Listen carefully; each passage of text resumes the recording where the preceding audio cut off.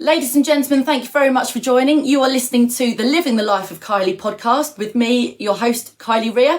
And today, of course, I am joined by the most amazing Jo Mitchell-Hill. And she is here to impart all of her amazing wisdom with me and, of course, in turn yourself. Jo, thank you very much for being here. You're very welcome. Thank you for having me. Oh, I'm so very excited.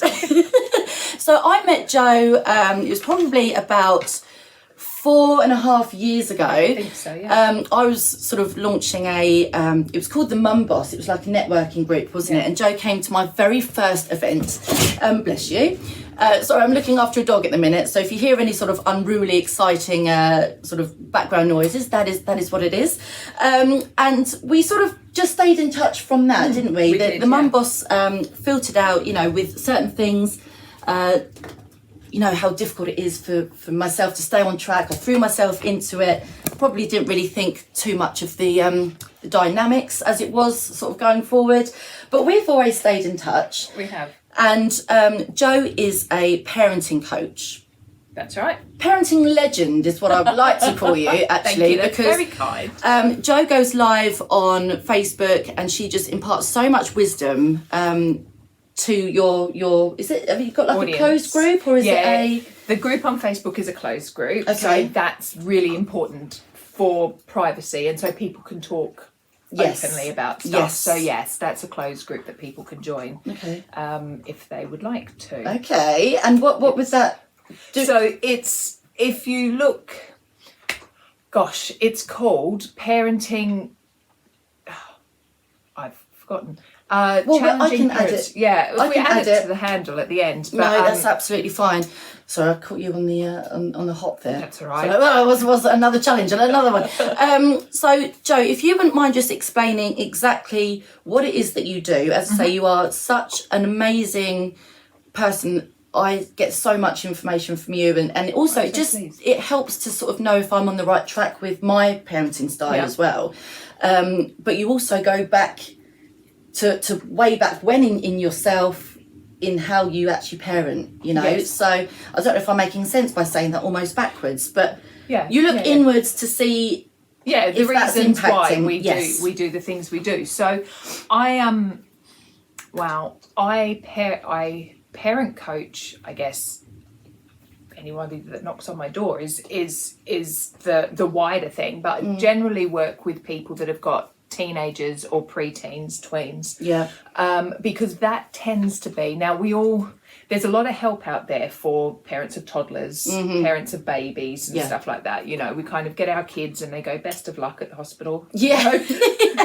Well done. Bye-bye. Off you go. Bye. And to me, if you were in a job, and this is the most important job, as far as I'm concerned, parenting is the most important job in the world because this sets people up for the rest of their life. If you were in a job, whatever job you're in, and you went to work every day and you were having an issue, you've got a HR department or a complaints procedure or a learning and development person you could go and speak to and go, I've got a bit of difficulty here. I don't understand this, or there's a skills gap here, and so they go, brilliant, here's a course, off you go and do that. Yeah. You don't get that as a parent. You don't get a 14-day cooling off period. You just get this child given to you. I've tried it. It's really not for me. I just have it back. I just think I've got the receipt. Exactly. Maybe we can swap it for someone else. I don't know. What can we do? And the thing is, as our kids get older, they can become more difficult because when your kid is 2 and they're having a tantrum and things are maybe a bit, and this isn't my parenting style, by the way, but maybe things are a bit fraught in the supermarket, you can pick them up and move them. Yes. When they're 15 and they're having a similar tantrum, because when they're teenagers, their brains literally dissolve. Right, okay. And they do go through a second toddlerhood. Wow. Because it's all then rewiring the brain and all of this stuff. God. You can't pick a 15-year-old kid up because quite often they're a lot taller than you, they're a lot bigger than you. Please, I'm trying to pick you up. Right. No. So it becomes very, very, I say very, very difficult. I think that difficulty, the challenges are down to each individual, isn't it? What's challenging for me might not be challenging for you. So that's where we fostered for a long, long time. My husband and I, we fostered teenagers. Did you? Yeah. Wow. Yeah, so that's where I love teenagers. I think they're amazing. I think they keep you really relevant. Yeah. They tell you your music choice is shit. And you're TikToking. Yeah, exactly. And all sorts like this. As you know from our brief discussion on my really bad social media, Well, I just, I like TikTok it. I like it. I really do. And as most people know in my Facebook group, if I'm going live and I'm late, there's an issue. Yeah. And I just be like, I'm on my phone. Yeah. Thing. But I'm here. I'm here. But yeah, so my parenting, I knew from about the time I was 7, I didn't want to be the parent my mum was. Oh, okay. And there'd been, I was about 7, around that age. And I was a teacher for a long time. There was a lot of child psychology that went into that. I've done a psychology degree. And as a foster carer, we did a lot around therapeutic parenting. Right. And a lot around trauma. I learned so much.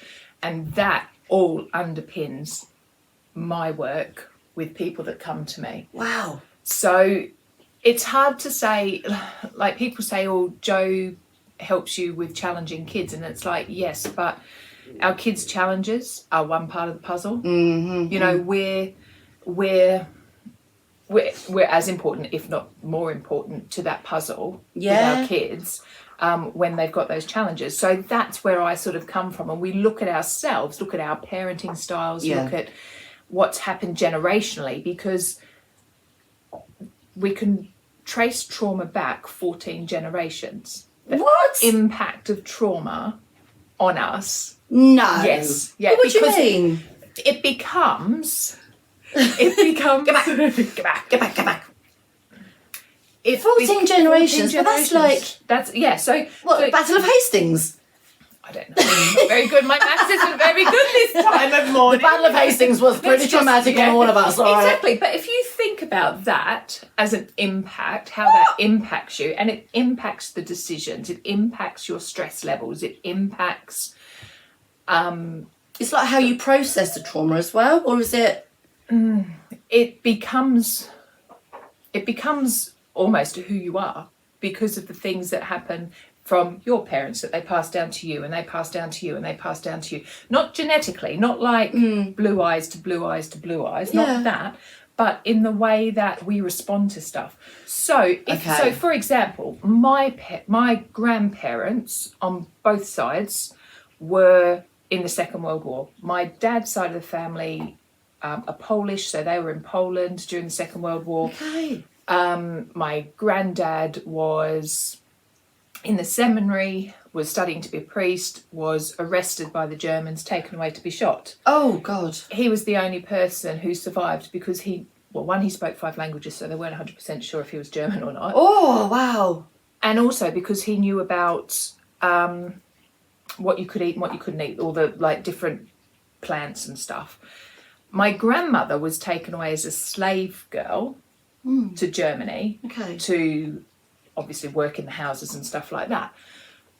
That trauma, I mean, that's a huge trauma. Yes. That trauma on them impacted the way that they obviously dealt with and interacted with society. And I remember my grandmother being really angry at us. They had a farm that backed onto our school, our primary school, and we were talking to a police officer, and she got really angry at us. She was like, you get talk to a police officer, they'll take you away, we'll never see you again. Oh. Right, so that's from her experience in the Second World War. Wow. So she made us very fearful of the police. Now, it's not a debate about the police. Was it anyone in uniform she didn't trust? I more so the police. Police, right. because it was very much, I think, police and army.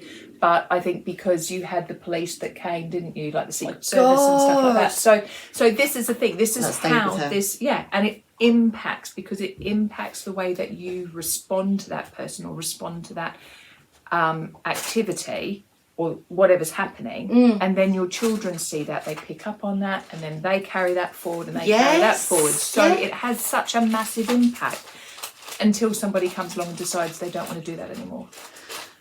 That's just one example. It does make it makes a lot of sense. in that. So, if I'm understanding this right, your grandfather and your grandmother, were they married at the time?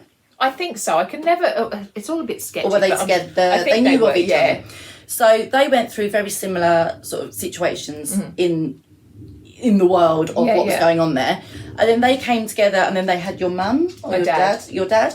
So they projected their insecurities and their uncertainty and trauma onto your dad. Yeah. Did that filter down to you?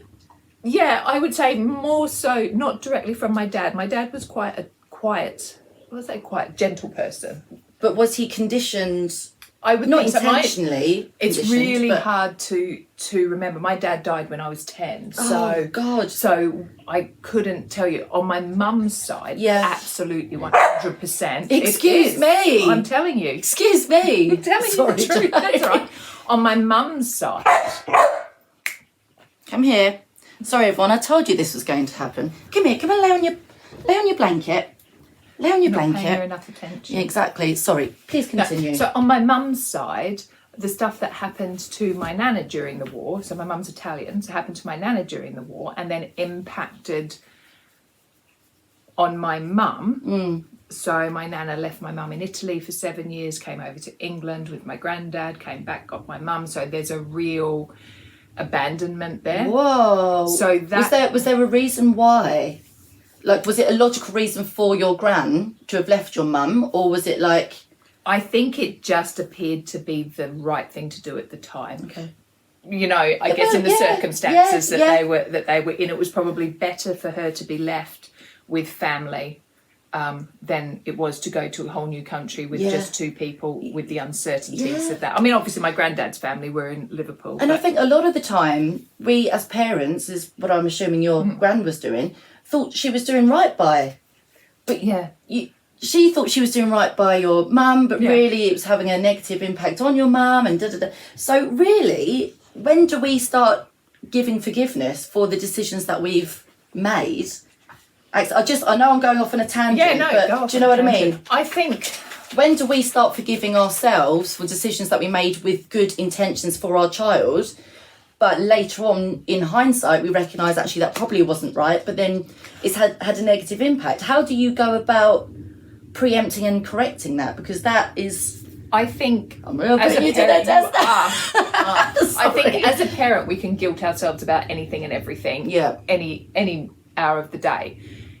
If we do things and we come from a place of love and what we know at the time, and then our kid comes back to us and says, you know, that thing that you did that had this impact on me, then it's about acknowledging it. Yes. And holding that safe space for them to have that communication. Because just because to you it might not have been a big thing. You know, sometimes, you know, as a parent, sometimes you're a bit short with your kids or you say something to them that you don't actually mean, but it comes out because you're stressed or because you're, you know, you've told them 50 times to come downstairs or put their shoes on or all of those things that happen trying to get them to go to school in the morning. You know, if they then come back to you and say, when you speak to me like that, it makes me feel like this, then that's when we have to acknowledge it. We can't brush it under the carpet and go, oh, don't be ridiculous. You're like no, 5. I don't make you feel like that. Yeah, exactly. Because we don't know how we make them feel. No, of course not. You know, we don't know the impact that has on them. That stops the communication as well a lot of the time, doesn't it? Because then they think, well, every time I try to tell you how I feel, you tell me how I'm feeling isn't right, so there's no point. Yeah, exactly. And then they're not going to come to you with their biggest... And this is often the thing. When we get to teenagers, people go, well, my teenagers don't talk to me. Well, when they were 5 and they were telling you they didn't like something or they were trying to communicate something to you, how did you deal with that? How did you help them navigate stuff? Because what is important to a 5-year-old might not seem big to us, but to them it's big. Yeah, You know, it's absolutely. The fact that they say to you, mummy, daddy, whoever, this makes me feel like this, or that scares me, or that does this, or that does that. That's huge for them. Yeah. You know, so I think I think it's important not to beat ourselves up, because we often do. We only know what we know. Yeah. You know, I could walk around for the rest of my life having a chip on my shoulder about my mum and about the relationship that we didn't really have, and probably still don't really have. You know, and look at all of my girlfriends that have got what appears to be these most amazing relationships with their mum. What appears to be. What appears to be. And I always chuck that in. Yeah, it is true. Yeah. But actually, at some point, I've got to forgive her to allow myself to move on. Yes. Because otherwise I'm just holding on to it. And that's when we repeat the cycle, or whatever it is, of the parenting or whatever that our parents did. You know, some of us, you know, might be lucky to have come from amazing, loving families where our needs were met and all of that sort of stuff. That's, you know, not had any traumas or anything like that. But for the majority of us, that's not the case. Yeah. But I suppose even if you know, for my circumstance, I was in a very loving home. My needs were always met, but I've still got, you know, reservations about how I was brought up and stuff like this, that only now, at the age of 34, though we always say I'm 27. I'm only 19. Yeah, exactly. Every single year. Absolutely. But only now am I actually sort of able to discuss that with my parents, because before I thought, well, I suppose having a child, it makes you see things differently. Absolutely. You know, you were 7 when you realised I'm not having it like this. Yeah. I remember having big tantrums and thinking, my real parents are probably locked up in the loft, sitting there crying, no, they're in the loft somewhere, but my real parents couldn't possibly treat me like this. But, you know, that's very extreme. But I now do not let Arnie cry and get that worked up on his own. Yeah. That's just a little takeaway, you know, because I remember how het up I got, and I think now that's my emotional dysregulation that I am suffering as an adult has carried on through that. Oh, absolutely. But do you think that now you have a daughter, you have been able to practice this therapeutic parenting as a result of that, but you've probably got a really strong connection with your daughter as a result of that? Oh, absolutely. Yeah. Absolutely. I you know, I'm going to sit here and say I don't get it right all the time. There are times where I go, oh, well, that well done, Joe. Yeah. That was good. Yeah. You know, and there are times where you know, I have to go back and repair, and I have to go back and apologise to her, because that's really important. We can stuff up. Absolutely, we're human. We're all going to stuff up. The most important thing is to acknowledge that and go back and repair. That's amazing. But I think that's a relatively new thing. I think it's a relative. Well, no, I think no, because I remember having this conversation with lecturers at uni, and I was at uni late 1990s. Wow. Yeah. So you were really like young 19. You look so good. I know. For I'm telling you, your you look so grand. But I remember having this conversation with them about no one is above apologising to a child. Oh, I love that though. And this is the thing, because often, and you see it in schools, and this is no sly, I was a teacher for a very long time, and I get the stresses and the pressures of being in the classroom. But often you will see, I'm the teacher, I'm right, therefore you're the child, you're wrong. Yes. And actually that's not the case, because things aren't black and white like that, you know. And with our own kids, we've got to acknowledge what our emotions bring to that situation, and how maybe we have flown off the handle, or maybe we haven't handled it very well. And we need to go back and apologise, because if we've upset our child, if we've said something that upsets our child, because words are cutting, you know, they stay with you as well. Exactly. They really do. And they form the beliefs that our children have about themselves. Yep. So if we're not going to apologise, then we can't expect our kids to apologise to us. Well, no, because you know, that's the thing. They? You teach a kid manners, and you teach them to say thank you and please, and to say sorry. You know, if you hurt someone, right, go and say sorry. But then if they like, well, no one's ever apologised to me, you know, and that does stay with you. Exactly. I don't think I received a sorry when I was growing up, but that's probably because mum and dad thought I was very difficult growing up. Yeah. They had to rule me with an iron fist, as it were, to sort of try and get that discipline. But this is something that I'm sort of working with Arnie at the moment. I don't think that you can discipline certain mindsets, like obviously I've got ADHD, you can't discipline me out of sort of behaving certain ways that I do. And also you can't discipline a child into compliance. No. If they're like, oh, I really can't do, mainly in the ADHD sort of realm I'm meaning. Arnie's, you know, going through, he's got two very different households, two very different ways of communicating and sort of wrapping him up in cotton wool, and then the other one sort of like throwing him into the fire, you know. So it's very different ways of doing it, and he is going to grow up with the best of both worlds, I'm sure.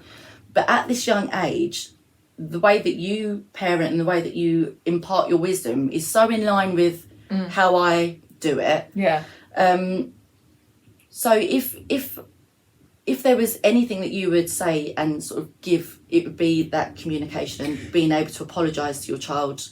And respect, isn't it? Respect, because again, this comes back to when I talk to parents of teenagers, they say they have no respect, I can't trust them, they don't listen to me. Then when you speak to a teenager, they go, my parents don't respect me, I don't trust them, they don't listen to me. So it's a two-way street.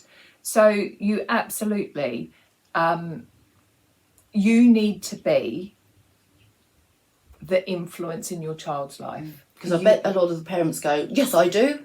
I'm always there. I'm always trying to talk to them. Oh, they don't want to talk to me. It's them. Yeah. Because the parents often don't take the onus or any responsibility. It's easier to... The child. It's easier to say it's the child's fault. Naughty child. Yeah. It's easier to say it's the child's fault because it's not comfortable to look at the things that we don't do or that we are doing that's making our child behave in a certain way. And if you... to me... it's about connection. If you connect with your child, if you have a deep connection with your child, so that is communication, you respect them, you allow them to talk to you, you acknowledge them, you're in tune or attuned to them, and you're giving, helping them with that emotional regulation, because that's something we have to learn. Yeah. We can't be...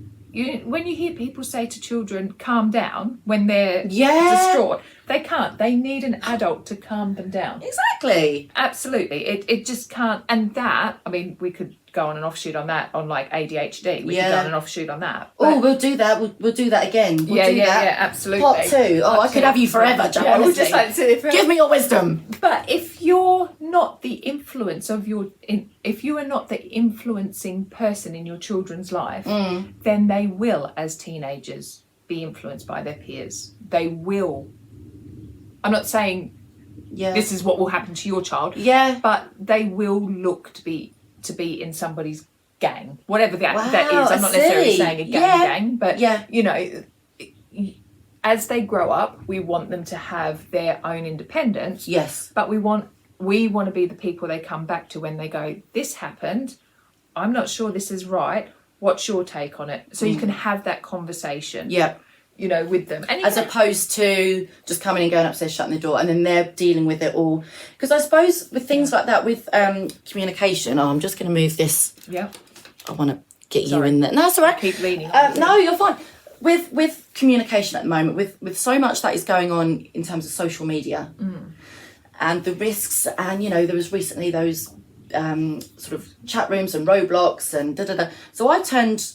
I gave Arnie Roblox, but I turned off all communication from people that he didn't know. But he was, oh, but Mummy, I want to talk to other people. And I'm like, you don't know these people, Arnie. And that's something that I need to introduce at a young age, I think, giving Arnie the respect of knowing, he's done a lot of courses with the school. They're very sort of hot on, online safety and things like this. But if a child is, what is that programme I watched the other day? It had Kate Winslet in it. Oh, I don't know. And it was about her daughter who was being bullied on social media. Oh. And it was so good. And she was just pulling her hair out. She didn't know how to communicate with her daughter. She didn't know how to help her. And you should really watch it. It's so good. Yeah, How would you... What, with social media? Well, yeah, because I think us parents, we didn't have social media growing up. And then all of their friends at school are doing this, and then you're doing that, and you're trying to make it level and fair, but then their peers are... So then they're left out, and then they're alienated, and then they hate us. I'm not there yet, but I'm presuming it's quite a difficult way to blend.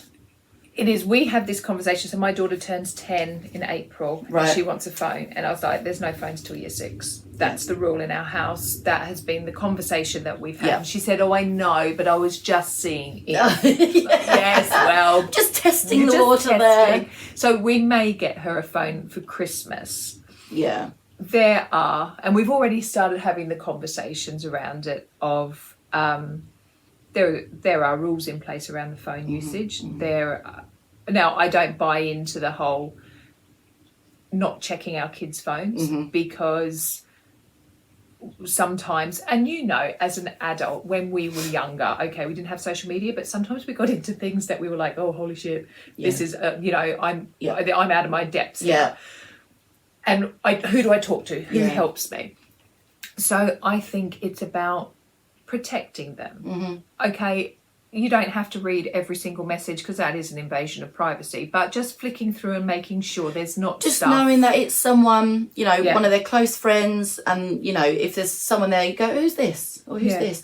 But when they get to secondary school, blooming heck, the size of these schools are huge. Like, how are you to know who any of these people are? This comes back to that wanting to be the influence. To be that influence in your children, because otherwise you will lose them and they will be influenced by people that you don't want them to be influenced by. So you do this from the minute you give her the phone. Well, before that, right? You're doing this. So you integrate this from the word go, because this is about open communication, respect, responsibility, and I do think there's something we need to talk around social media is our kids aren't old enough for the responsibilities that social media has, because even some of these adults don't even have this is it. No. And once it's there, it's out there. You can't pull it back. You can delete it off your phone, but it's out there somewhere in the world of the internet. That thing you've said, or that picture you've put up, or whatever. How many celebrities they get famous, then a tweet from 2004 resurfaces, and then they're cancelled. Exactly. But you grow and you change so much from 2004 to it's 20 years ago. Is it 20 years ago? Almost, with 19. 19 years ago. My birth year. You don't. Yeah, of course. God, you look so good, Jo. You're so young. You're getting younger and younger. This is it. I can't believe I'm older than you. Oh my God. You don't look it. Thank you. That's a lot of work done. But it is difficult to grow with the times. And then in the next 19 years, so much more is going to be different. And then the next 19 years from there. So I think there's a lot to be said for keeping that communication open. Absolutely. And it's about teaching our children to be respectful of all people, of all, whoever they are, whatever they choose to do. It's, it gets a little bee in my bonnet, this be kind hashtag, because everyone's like, be kind, and then the next day they just go back to being their wild selves. Yep. But actually, let's be kind. Let's be kind to everybody. But some people don't know how to be kind, Jo, and I think that's so telling of their childhood. Oh, absolutely. Isn't it? Because wounded people hurt people, and that's the thing. And we're talking about that generational trauma that goes through the families. If you are brought up in a family where you're yelled at, where when you're upset you're locked away in your room, you're told to go and deal with it upstairs, or you're put on I don't like timeouts. I never have. So you're put on a timeout chair when you're 2. Yeah, it's a bit like in the olden days when you used to have to go and sit in the corner with the dunce hat. Exactly. Go sit over there and make feel stupid about yourself. Yeah. You're left with these big emotions and you don't know how to process them, because let's not forget, our kids, even our teenagers, a lot of what they're experiencing is for the first time. There's lots of stuff they go through for the first time. We think, oh, well, they're this age, they should know this stuff. Yeah. Well, when was the last time this 15-year-old was in year 10? Oh, today. Yeah. It's those things. Navigating their way through sort of friendship groups, school being restricted, you must do this, you must do that. Plus, it's like you need to choose your options. What are you going to go to? And they're like, oh. And I think I was having this conversation. I did a podcast with Lily Mae Marshall, and we were talking about how, she's 18, she's gone to uni, and she's like, what? And I think you should go to uni when you're 34, 35, when you've got some life experience, when you know what you want to do, when you've got something about you to know, actually, when I was Lily's age, I wanted to go to drama school, I wanted to do all of this. But now, knowing myself, I knew I didn't have the mental capacity to actually sit and actually study for that long. I couldn't do it. It just wouldn't happen. So then the course goes to the wayside and you get in all sorts of debt. But as an adult now, if I had a 18-year-old going through that, I mean, I said to Lily, I said, well, do you need to do it now? Like, could you do it a bit later? But she's so invested in it. She's so determined and ambitious that it works for her, of course. But there's so much with young adults who are expected to know how to do all of this and to live and survive miles and miles from home without having that sort of safety net there. So then and it's really difficult. But I don't suppose they are taught how to communicate with each other unless it's on text, WhatsApp or whatever. And this is the sad thing. I can't remember where I was. I can't remember where I heard it. I might have even read it on social media. I was somewhere anyway, and they were saying that it was an older group of people, sort of like our age, all sat around at the pub. Very young. All sat around at the pub, laughing, joking, telling stories, you know, having a few drinks, whatever. On the table next to them was a group of 18-year-olds, all sat in complete silence, all on their phones, and then finding something they found funny and pinging it to the people at the table. Oh, wow. No talking, no conversation, nothing. And I think we've never been more connected, but we've never been more disconnected as a society. And we are not designed, we are social creatures. We are designed to be in the tribes. We are designed to be in the, you know, surrounded in the communities. by, and we need people to help us survive. Wow. For all sorts of reasons. There's quite a, you know, some people sort of have a child, they're never having a tablet, they're only playing with wooden blocks. Yeah. Well, I was like that, and then Arnie got a tablet and it's fine. But my parents brought me up, we didn't have tablets then. Whenever we used to go out for dinner, it used to be, they'd get in, they'd order us dinner straight away, we'd go, we'd eat, and they would almost teach us how to behave in a social environment. Whenever we'd go to family occasions, we'd be happy and communicate, and we knew how to do that. I'm still teaching Arnie how to do that, not because he doesn't know, but it's just me on my own. And sometimes I'm met with a lot of resistance, and he's like head in the iPad, you know, and I go, right, say hello to Nanny and Dude, and he's like, hi. I'm like, no. You know? So yes, I will give you that, but then I also do need to have that social interaction. You know, he'd say, someone say, oh, hi, Arnie, how are you? And he'd go, fine. I'm like, no. He'd say, fine, thank you, how are you? And he's now starting to do that. But I don't know if it's because of the iPad era and the tablet era that kids aren't having that communication They as aren't, much. because I remember this conversation at a school I worked at about children coming into reception, so 4-year-olds coming in, and they were... there was a massive percentage of them that were pre-verbal. So these were children who were not getting communication or the opportunity for conversation at home. Wow. So they hadn't, so when they came in, we would expect, for example, I don't know, I was never an EYFS teacher, so I couldn't tell you for definite. So don't crucify me here. I'm going to be quoting her on this one, right, ready? So like get the EYFS framework up and go, full of shit. So if, for example, they should come in with 100 words, we're finding that they were coming in with 30. It was significant enough to be a conversation in the staff room quite a lot. So what is the difference between social interaction and learning sort of day-to-day words? I mean, Arnie luckily never had this problem, but what's the difference between my interaction with you as a toddler to me watching Coco Melon or watching it on there? Because I'm still getting communication, I'm still learning words. But you're not, because you're not communicating. I'm not having a conversation with you. So I'm not...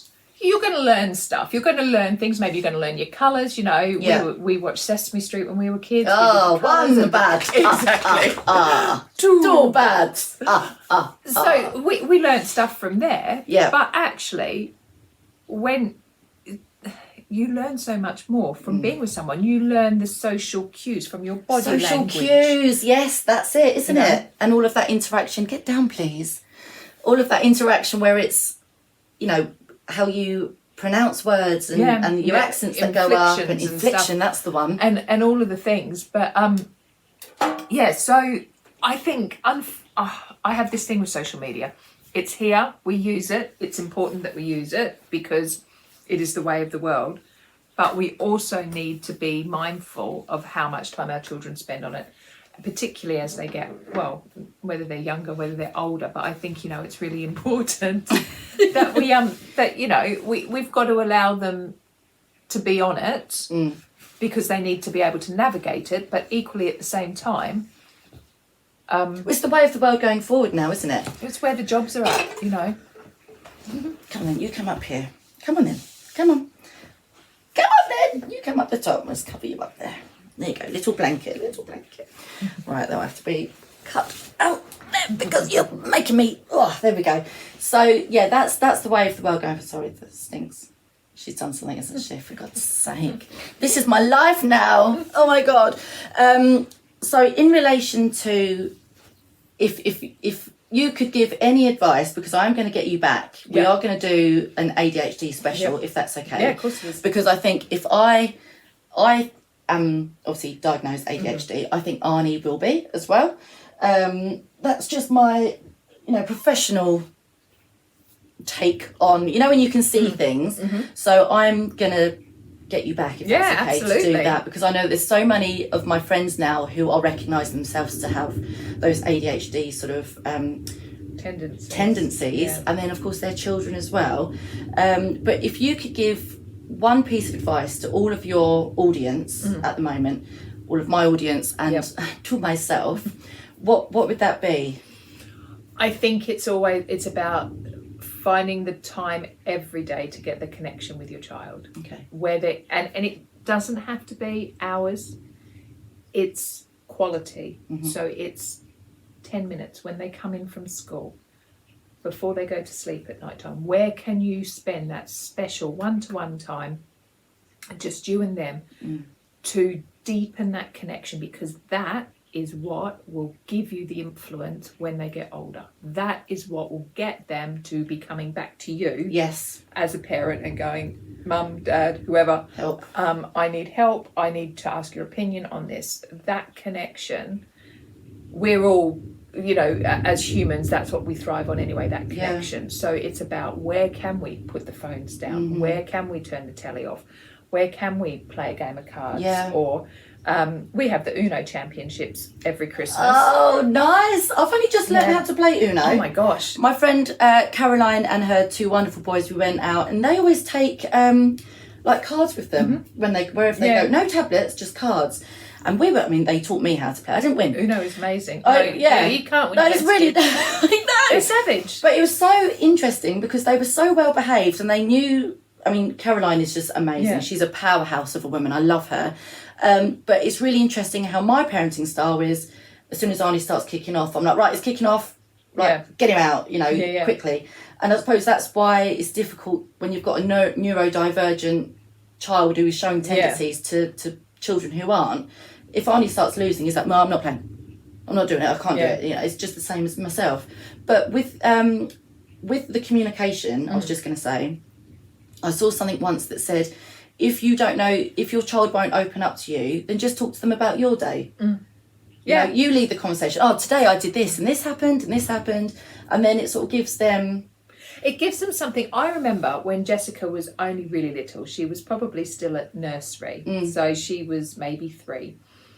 And I was still teaching at the time, and I would come in from work and I would always say to her, hi, how's your day? How are you feeling? What did you have for lunch? What did you learn? Did you play today? All that sort of stuff. And I remember at some point, she was still, again, was at nursery, so she wasn't that old. And I remember coming home and her saying to me, how was your day? Who did you play with? Oh. I was like, nobody. I didn't play with anybody. I just sat here waiting for you. Sat here marking books. But she learnt that, and that's the thing. It's about that conversation, and she learnt. Going back to the comment before about watching the telly or the tablet, she learnt how to ask those questions and wait for the response to come back, and then ask the next question. Conversation. So that's the thing, how are we connecting with our kids? How are we communicating with our kids? Because those are the two most important things. Yeah, absolutely. You know, obviously loving them comes in that connection Yes. thing. But you know, I get Arnie come and he's very open and honest with me. I think he's a very open and honest child, to be honest. I'll just use that even more there. He'll come to me and he'll tell me things. It's normally sort of around bath time, around bedtime. But I have like the resistance from the other side to tell me that actually Arnie hasn't said that and he doesn't think that and he doesn't believe that and he hasn't thought that and I'm putting it in. So whereas I'm following your channel of advice and keeping that communication open, I'm met with a brick wall when I try to communicate those concerns that I'm experiencing from Arnie. So that's my biggest challenge, really. I've got the communication down, you know, we've got the respect, we've got those core principles that you are suggesting, but when it's not the same from the other side, the poor boy doesn't know if he's coming or going. So how do I do I just keep going in the way that I'm going and hope that because at some point he will know which parent is or whoever is the person that is going to listen to them, is going to understand what they're saying. And kids know. Know. And I would much rather my kid come and tell me stuff. Than be too scared to because he doesn't want to upset. Like the apple cart, children don't lie. No. You know, so they're going to come and tell you things, how they perceive it, how it's impacted them. It might not, like I said, like back at the beginning, we're saying, you know, this is how I see it. This is how it's impacted me. You can't tell me that I'm wrong. Yes. Because that's how it's impacted me. Well, I think this is the challenge that I'm finding at the moment. I'm being told that what Arnie is saying isn't true. It's wrong. I'm making it up and stuff like that. So I suppose it's just the long game. Just make sure that Arnie feels safe and secure with myself and... that he can tell you whatever he wants to tell you. There. Yeah, absolutely. Because that, at the end of the day, what is the long-term game here? What is the relationship you want to have with your kid? And that's, to me, that's what I sort of say to everybody. Is like when you're 80 and you're sitting on your rocking chair and you're thinking back of like the reel of your life is playing in front of you, what relationship have you got with your kids? Are they coming to your house at Christmas time? Are they all holidays or significant celebrations or whatever? Or are they saying, I'm really busy, I don't have time to spend with you? Oh. And I think that's the thing, you know, we become parents with very little training and very little understanding of ourselves. And therefore, it's very easy to repeat those patterns that because that's what we know, isn't it? Well, I suppose you think, well, this is what I know. This is how I was parented. This is how I was brought up, and this, you know, and I turned out all right. But this is what I meant about, you know, is this a fairly new thing? I think I meant that in the sense of only now are people starting to recognise that actually, well, probably because I've only become a parent within the past however long. But, you know, only now am I starting to go, actually, that doesn't sit right with me and I'm going to do this and I'm going to give my child respect. I'm going to give my child sort of that safe space to be, you know, however they want to be. People are now starting to go, actually... the way I'm doing things probably isn't quite right, which is where people like you come into play. And then you transform their communication, their sort of core principles as a parent to evolve, and then they regrow that relationship again. And this is the thing, the relationship can always be repaired. You know, when we had the kids that used to come and live with us, they were all teenagers. They all were high-end need children who'd been through countless... I mean, some of them had 30, 40 homes before they'd come to us. Whoa. Some of them had been in secure units. Some of them had been in residential placements. Wow. So they were traumatised by what had happened for the reasons for them to be removed. And then they were traumatised through the system because of rejection, placements failing and all of that sort of stuff. So by the time they came to us, they were like, well, why are you any different? They were waiting for the next... Exactly. And they would do stuff and they would try and burn it down. You know, they would not literally burn the house down. But they would try and destroy it because, you know, they would be like, oh, well, I'm getting a bit too close here. You're going to let me down, so I'm going to do this. Kick off. So it would be their conditioning, I suppose. Oh, absolutely. Learned behaviour, was that absolutely. same It was thing? learnt behaviour. It was absolutely what they learnt and how they learnt. And to be safe. Well, and that's it, to keep themselves safe. You know, if this keeps you safe, then of course you're going to keep doing it, aren't you? If this is the thing that wards that person off or that situation off, then of course you're going to do that and keep that being safe. So I think there's a lot more people are talking about, and we have a better understanding of child development and child brain and the impact on things. And so a lot more people are talking about it. But actually, if I'm being completely honest with you, when I step outside of my little bubble of a world I live in, I realise how many people need to know what I do. Yes. And the impact of not changing things, you know, or maybe, and the thing is, change is scary for people, but it's little increments. It's every day, you know, we're not going to change everything overnight. No, of course not. It's just and I suppose it's, with what you do, you look into the home life, the family life. When a child starts school, it's always, they can count to 10, they can do their alphabet there, and it's all school focused. Oh, they're not quite there, they're not quite there, they're not quite there, or they're excelling here and they're doing this. And it's so much school focused that actually what happens at home with their own personal development, I suppose, does get overlooked. When they're a baby, you know, they're with you all the time, the health visitor comes to see you, they start school, it's just focused on school. But then when they turn 18, 20, like you said before, they're just off out into the world, and they don't really know how. And I've never done this before, I don't know what I'm doing. No. But I suppose it's having that conscience to say, I want to do better, I want to be better, I want to feel better in knowing that the way that I felt perhaps and you felt perhaps growing up won't be transferred down anymore. You know, not to place blame or, you know, finger point or anything like this, but you know, if there is a chance for me to say, actually, I'm not doing that, or Mum and Dad, actually, I talk to Arnie like this, or you know, actually, we're not doing it like that, or actually, don't, you know, there's been times that sometimes I've had to really sort of jump in, but that's only because that's how they knew and remember how to communicate with a child of 8 years old. Exactly. You know, I've said, you're arguing with an 8-year-old. No one You're arguing with an 8-year-old. No one looks. I remember this, and I've said this many times. You've probably heard me say it. I remember, again, this is from my university days. I remember a lecturer saying, "No one looks smart arguing with a 10-year-old or whatever age." You know, you're the adult, they're the child, and it becomes. The reason we argue with children is our ego gets in the way. We therefore must be right. Right. It's a power struggle. How dare you tell me I'm wrong? I'm the adult. Where's the respect? Don't choose to talk to me like that. Yeah. You know, it's that kind of thing. And actually, why can't a kid be right? Why can't a kid actually call you out on something? Yeah. Because, you know, and then maybe there's, you know, that whole shame and embarrassment on the adult's part. Yeah. Because then they're... Yeah, that is really interesting, they're actually. Called out, aren't they? You know, that's the thing. But I know you are. You said you are. What am I then? Yeah, exactly. You're like Absolutely. really like playground activity. You think you're arguing with an 8-year-old? What are you doing? Exactly. It is interesting. Well, I think you are absolutely fascinating. Thank you. I'm just going to cover up little lady there. Sleep now. Yeah, sleep now time. I would love for you to come back and do an ADHD special, if that's okay. Yes, of course. Because you are just... I could listen to you for hours. How long have we been doing? 48 minutes. I could just talk to you forever. Please don't leave me. Okay, stay here with me. Don't go ever. Send help. Because I need you in my life. But you, by listening to you, you've taught me so much, and you've actually instilled in me that I'm actually on the right path.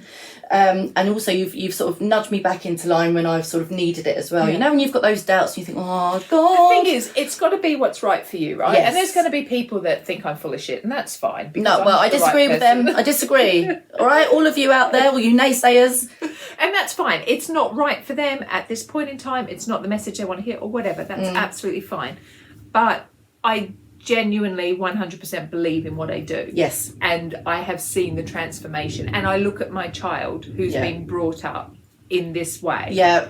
And she's just amazing. Well, she's amazing anyway, but she's, you know, the conversations we have, the way she is just so reflective of the way that we have brought her up. It's a testament to yourself. And also it shows that you're not wrong.